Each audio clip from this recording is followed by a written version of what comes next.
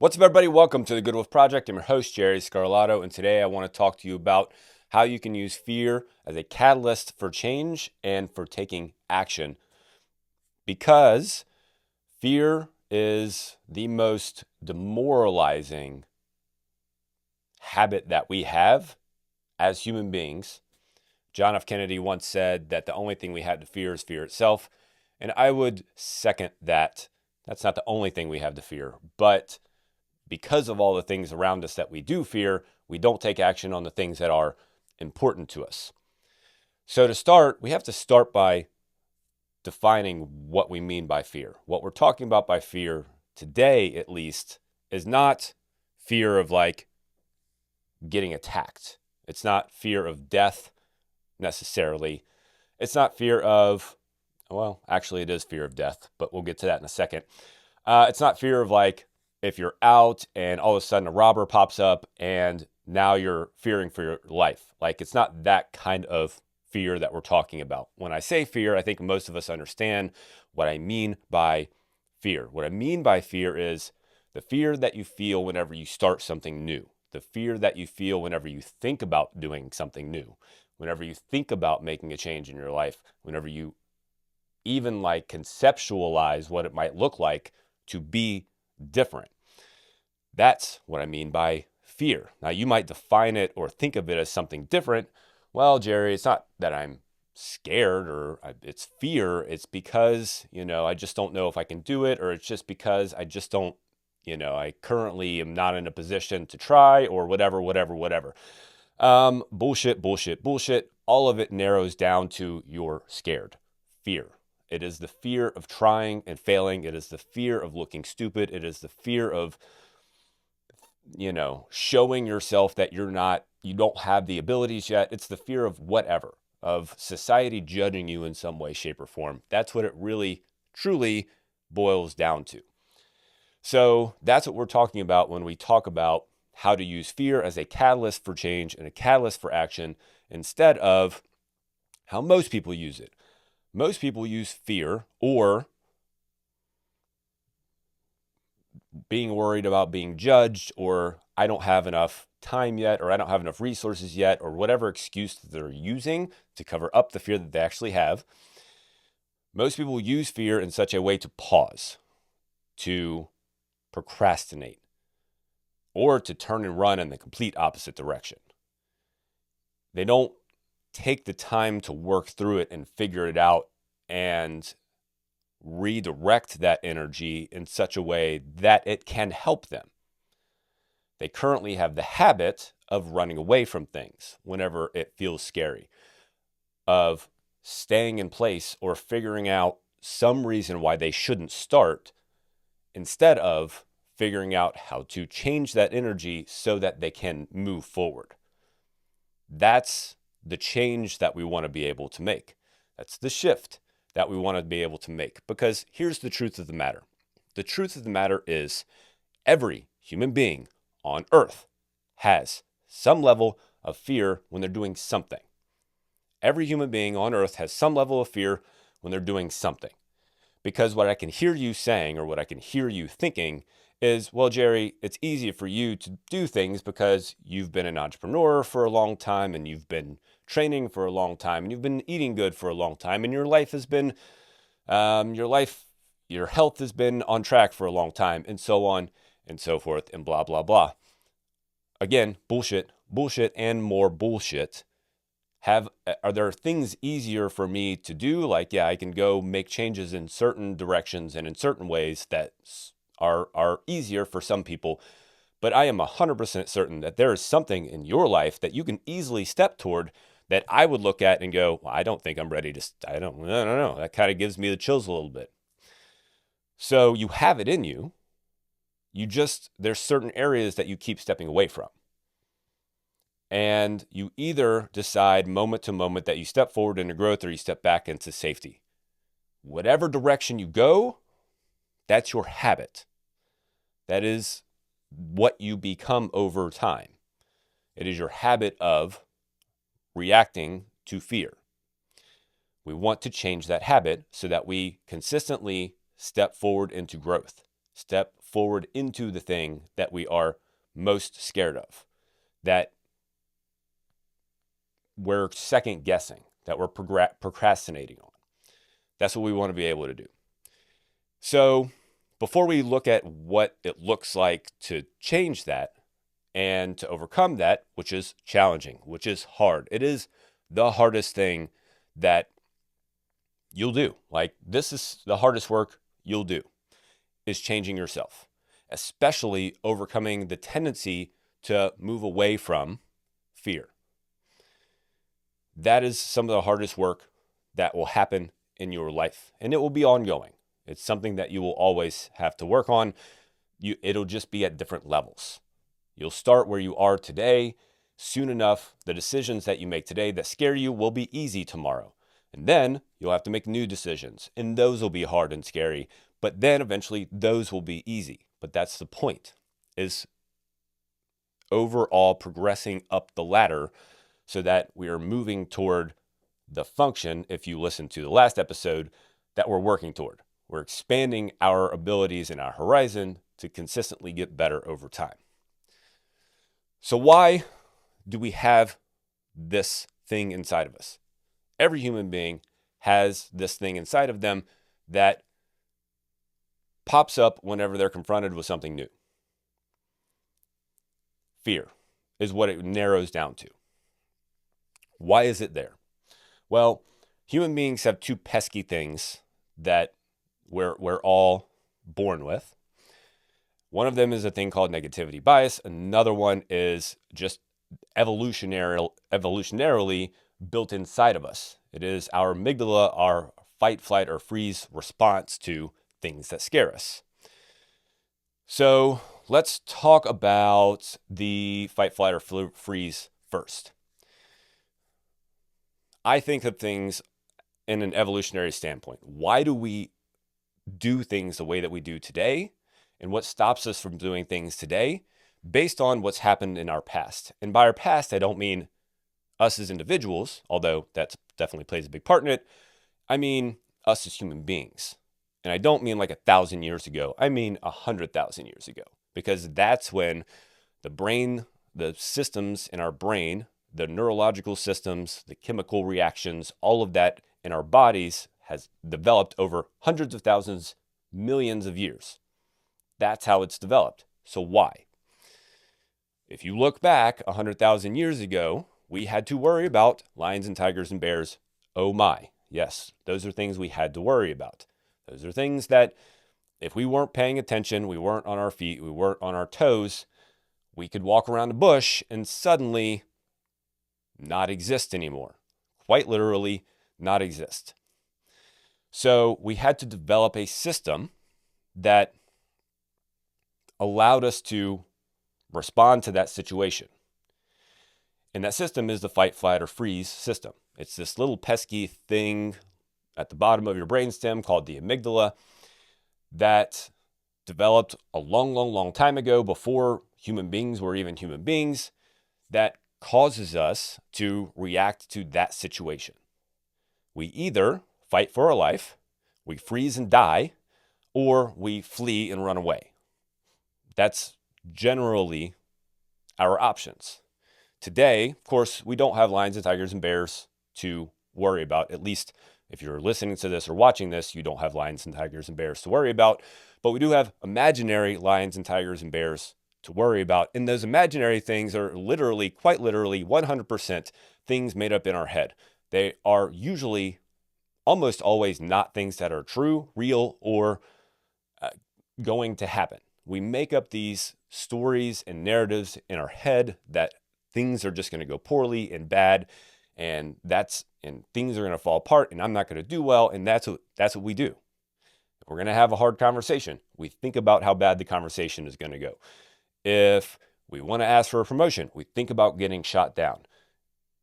That is our, since we don't have real lions and tigers and bears anymore, our brain has to pay attention to something else and has to be fearful and react or respond to something else. And that's what it's paying attention to. The narratives you're telling yourself and turning that into a lion or tiger or bear that may or may not kill you. Now, of course, It's not going to kill you. And as the saying goes, there's a great line in Van Wilder, which if you've not seen that movie, I highly suggest you check it out. Worrying is like a rocking chair. It feels good in the moment, but it gets you nowhere. So we want to be able to learn to let those mental lions and tigers and bears go so we can move the fuck on with our life and actually take action on these things that we want to do. Because if it is imaginary things that's keeping us from moving forward, that's pretty fucking silly if you ask me. I don't say that in a judgmental way. I have definitely been stopped by imaginary, killers lurking in the shadows. So I'm saying that to everybody in this room where I am, which is just me, and everybody listening, it is silly to be stopped by imaginary lions and tigers and bears. It's silly. So, but while that's a simple idea to think about, it's hard in practice, which we'll talk about in a second. So first, we have that evolutionary thing built into us that we have to overcome. That is there. Like, it's there. It's not going anywhere. The question is, what do you do with it? And what is your habit of it? Whatever your current habit is, whenever you start something new, is what you're going to do until you decide to change it and create a different habit. If your current habit is freeze, that's what you will continue to do, is freeze. If your current habit is flight, run away, that's what you'll continue to do until you decide to change it and do something about it and create a different habit. On top of that, which goes along with this evolutionary thing, is negativity bias that human beings have.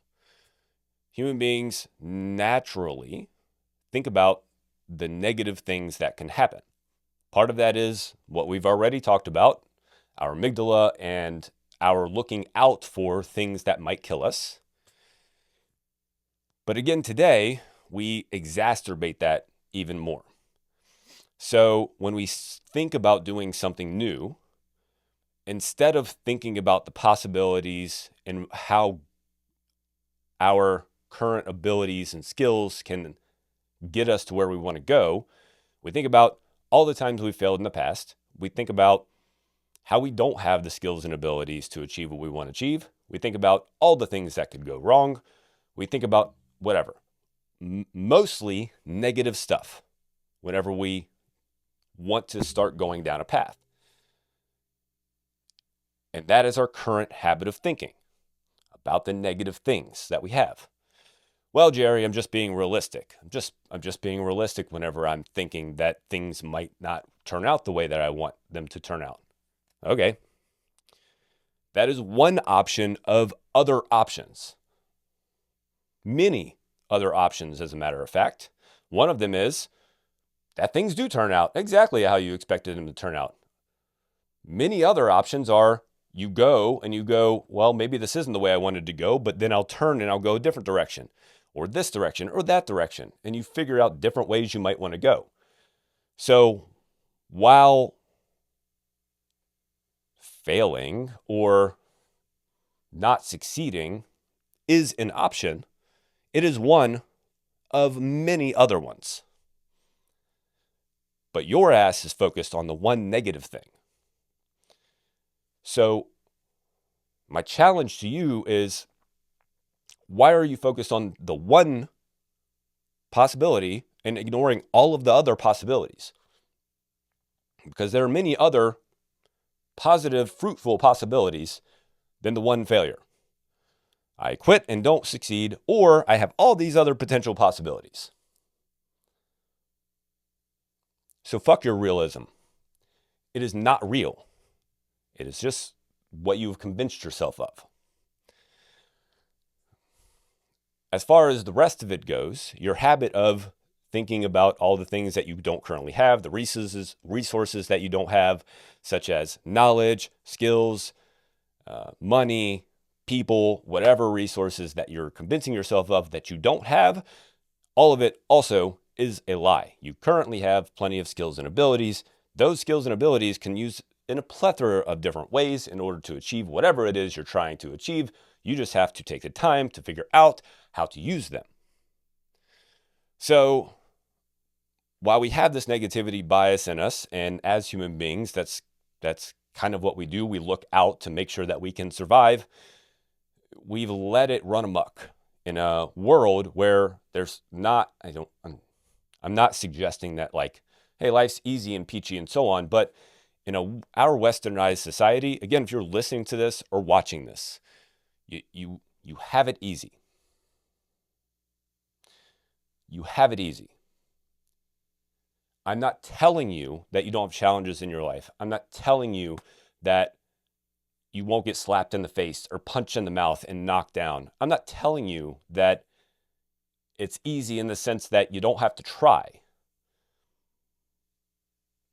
But it's easy in the sense that a couple thousand years ago, 10,000 years ago, 100,000 years ago, we had many more concerns, and most of us would not be alive right now if it were ancient history. So with that in mind, we want to be able to change our pattern of what we're doing so that we can overcome this fear. We can overcome this negativity bias. We can overcome this fight, flight, or freeze that we're currently allowing to stop us. And it starts with understanding that everything is a habit. Everything that we do, everything that we think and then feel and then do or don't do after those things happen is a habit. So if we want to be able to change that, then we have to change that loop. What I think, then what I feel, and then what I do based on what I think and feel. So we have a couple of things that we can do based on that. Number one, excuse me, the things that you can control with inside that are essentially what you think and then what you do. The feeling part you can control to an extent, but if you try to control that too much, and I know this from experience, then you just kind of end up buckling yourself down and it becomes unproductive. So changing what you think and or changing what you do is what we want to focus on. Both of them are hard, both of them are challenging, but that's what we want to be able to do. So let's start with think. When you think about doing something different, like I said, the human's tendency is to think about the things that will go wrong. What are the things that are going to go wrong? And while those things are true, and probably shouldn't be ignored because you want to be able to proactively overcome them if you can, that's only a part of the story. So if you have that tendency to think about the things that can go wrong, first, start with that. What can go wrong? Great. Write those things down and then come up with a plan to overcome them when or if they pop up. Now you're being proactive. Now you're taking action, or at least you're planning action. So you can start to dissipate some of that fear and you can go, okay, I can overcome this easier than I thought. That one is less likely than I thought. This one, I've already overcome that a couple of times. And you can start to check these things off and understand that they're not as scary as you're making them out in your head. So you start to write things down, you start to go through them, excuse me, and you start to see, hey, not as big of a deal as I thought. I don't have the skills and abilities. I don't have the resources. I don't have the money. I don't have whatever the thing is that you need to move yourself forward. Again, think about it. Write it down. I don't have the money. Most people, when they say, I don't have the money, what they don't understand is that people who are really successful don't actually use their own money. What they use is other people's money. So what you should ask yourself instead is, okay, maybe I directly don't have the money, but who in my inner circle or who can I go to that does have the money or does have the resources or does know the people or does whatever other who has the skills and abilities so I can ask how to do the thing. Maybe it's not you right now yet that has the thing that you need, but somebody, I'm certain in your circle does. I'm positive. So again, when you write it down and you go through and you start to plug, you can start to see. You start to break it down and you can start to understand that you have resources closer to you than you think that you need in order to move forward. So that's another thing that we can do. Start to change the way that we're thinking about what is possible, about what we can do. Start to overcome those things on paper, but also you're going to have to literally mentally change what you think is possible.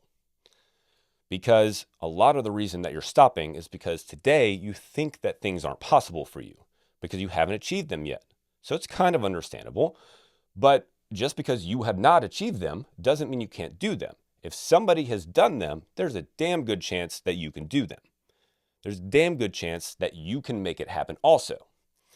So for I would say 90% of the goals that people have, there's not only one person who's done them, there's thousands of people who have done them. I don't say that to make you feel bad that you haven't done them yet. I say that to show you that it can be done. You're just convincing yourself that you can't do it for whatever reason that we've already talked about. So you're literally going to have to build awareness around the thoughts that you're having about what you can do, and then start to change the thought while it's happening. Oh, I can't do this. And can I really not do this? Is that really true? Who else like me has done this? Oh, they've done this? Well, they're no better than me, so I can do this. And you're literally going to have to skew that and change that and move it in a different direction. That's hard. It's hard. It's challenging. I'm telling you from experience, it is hard. But if you want to overcome these things, that's what it's going to take. So we have thinking and how we can change our thinking. On the other side, we have acting. Action, the thing that we're moving toward. Or what's going to move us toward our goal. We have the action that we're going to take. So if we are going down the negative path, we think a negative thought, we have a bad feeling, and then we don't take action. Fight, flight, or freeze, generally we say, oh, I need to do more research, or, oh, I need to think about this more. Or if we're going to fly away, we go, oh, that's scary, I'm going to run away from it. Okay? So there's some action at the end of that sequence that we're doing. We need to change that action. Now, if you're working on your thinking, then the action will start to change itself eventually. There will be times where sometimes you're just going to have to act. You're just going to have to do whatever it is that scares you and fuck your feelings, essentially. For now, at least. We'll talk about that in a second. But sometimes you're just going to have to act. Oh, I'm scared to do this thing. Yeah, okay, that sucks. Well, I just have to do it. The other thing that you can do is if there's a step that feels big to you, you can say, okay, what's the smaller step underneath that I can take to move me forward? What's the smaller step? Instead of this big, that feels like a big giant step. That way you're making an incremental progress. You're taking a smaller step for sure, but it is still a step. It is still progress. Because always, always, always standing still is not going to be productive. Is not going to be the thing that you want to do. Standing still. Standing still just brings together more standing still. It just causes more standing. It just causes more procrastination. Action cures fear. So figure out the action that you can take to move you forward so that you are overcoming that fight, flight, or freeze. You are fighting instead of freezing. We have to overcome the habit that we currently have. If our current habit is freeze or fly away, we have to move in the direction. We have to fight. And that's what we want to do. So we have to change the action. So no matter and you should be focused on changing your thinking, for sure. But sometimes you're just going to have to act whether or not you are in a positive state of mind or not, whether or not your feelings are vibing or not. Fuck your feelings sometimes. Set your thinking aside, and sometimes you just have to do. You just have to just go. And eventually, you'll figure it out. So in the middle of those two things are feelings. And I'm a zero fan of vibes and feels and the things that freaking society is focused on right now, because it's not useful. Zero use in feels and vibes. What there is use in when it comes to your feelings is figuring out why it's there, so that when it pops up again, you know why it's there, and then you can work to continue to overcome it. That's why they're useful. So if you're having a negative thought that you can't do something, there's a reason why you're having that thought. Part of it is because it's your current habit, but why did the habit produce itself? For most people, if you look back to when you were growing up, you were trying to please your mom or your dad or your coaches or something to that effect, and you developed habits over time. And a lot of it can be because of things that you just developed as a kid, as a child. Oh, that's stupid, Jerry. I'm not a child anymore. Well, you are. You still have a child inside of you. No matter how much of a grown ass you think that you are, you still have that there. So you have to learn where that comes from, and then you can understand, and then you can go, okay, that's cool. I forgive myself. Now I can move forward, and I can change something, and I can do something about it. It's not so you can hang on to it. It's not so you can blame anybody because they fucked you over. It's not so you can feel bad about it and continue to hold on to those feels and try and just have good vibes and everything. It's not any of that. All bullshit. Sweep it aside. Figure it out. Forgive yourself that, you've been hard on yourself or whatever, and then move forward. Take action. So the next time it pops up, okay, I know where this is coming from. I know why this is here. It's okay. I'm not going to judge myself for it. I'm not going to be angry about it. It is okay. Now I can move forward. Now I can take a step. Now I can take an action. And then the more you continue that loop, the easier it becomes. The less those feelings pop up. That's the goal. Is to have those things pop up less. And when you do that, then those thoughts about things that you have succeeded on and things that you have done well on and the abilities you do have become your primary thoughts. Your primary feelings then that follow that are positive feelings. Oh, I've been able to do this before and I have these skills and abilities. Oh, I feel good about that. Oh, I'm confident about that. Oh, I can move forward. Oh, I can take action. And that becomes your cycle instead of the current cycle that you have. All human beings go through this in some way, shape, or form, at some level, at some age, at some stage. All of them. It's up for you to decide if you want it to keep you where you are, or if you want to be able to do something about it. It is not who you are. It's not who you are deemed to be. It is not who you are. This is just who I'm going to be. It's not like that. You can be different, better, stronger, mentally resilient, an action taker, a goal achiever, someone who loves themselves and loves others, someone who cares about themselves and cares about others, someone who accepts themselves and accepts others. All of that is scary in some way, shape, or form. And you can do all of those things, but it takes effort. It takes effort, takes consistency. It is a daily task, and sometimes it is fucking tiring.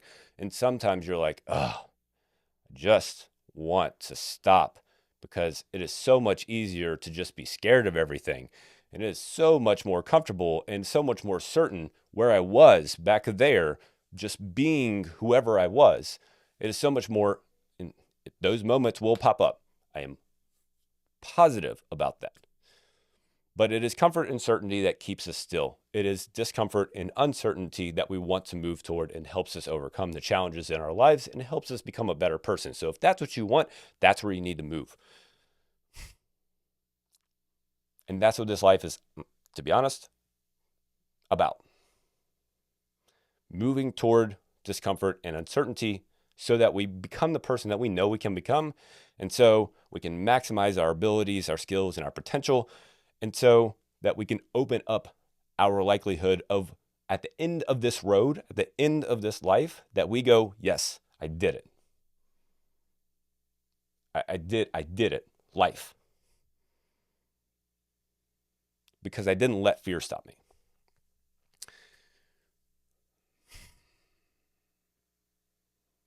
That's what I got. I'll leave you with this one. This thing that I'm doing right now, right? Talking to this camera with me, the only person in the room. This I was scared of. And most people are also scared of this, doing this. Whether it's talking to a camera, whether it's talking to a bunch of people, no matter what. I actually do a lot better talking in front of a bunch of people than I do in front of a camera. But this is what most people are also scared of. A lot of people are scared of this. It is a fear of theirs. Public speaking is like one of the biggest fears. A lot of people would rather die than have to give a presentation, than have to talk in front of people. If you knew me 15 years ago, it would have made sense because I couldn't have done this. But I knew I had to because I knew what I wanted.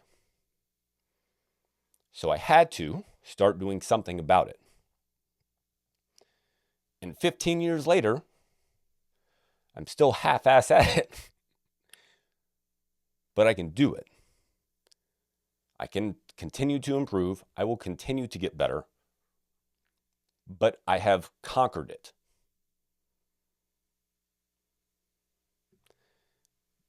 That's the journey that we're talking about. It is a lifetime journey for whatever it is you're trying to do. So go do it. Quit listening to my ass and go do it. Thanks for listening to me babble. I'll see you guys next time.